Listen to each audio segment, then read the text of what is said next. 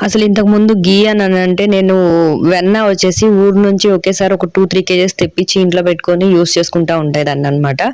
యాక్చువల్‌గా ఏందంటే మా ఇంట్లో వచ్చేసేసి నేను ఘీ అనేది చాలా రెగ్యులర్‌గా చాలా ఫ్రీక్వెంట్‌గా యూజ్ చేస్తాననమాట. అంటే రోటీస్‌కి గానీ, స్వీట్స్‌కి గానీ, స్నాక్స్‌కి మ్యాండేటరీగా నేను యూజ్ చేస్తాను. ఖచ్చితంగా యూజ్ చేస్తాననమాట. సో, ఇక్కడ హైదరాబాద్‌లో నాకు వెన్న అనేది దొరకలేదు. అండ్ దొరికినా కూడా నాకు ఏమో మంచిగా ఉంటదా లేదా అని చాలా మంది చాలా చెప్పారనమాట. సో, అందుకని నాకు ఆ డౌట్స్‌తో నాకెట్లనో ఉండే. సరే ఇట్లా అక్క వాళ్ళు ఇలా ఇంట్లో చేసుకుంటారంట. సరే చూద్దాం మనం కూడా ట్రై చేద్దాం వస్తదేమో అని చెప్పేసననని ఇలా ట్రై చేశాను. నాకైతే చాలా బాగొచ్చింది. అండ్ ఫుల్ సాటిస్ఫైడ్ అనమాట.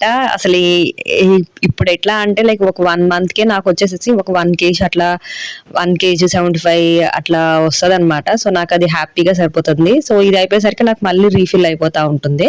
ఎంతైనా మనం చేసుకున్నామంటే ఆ టేస్టే వేరుంటుందనమాట. చాలా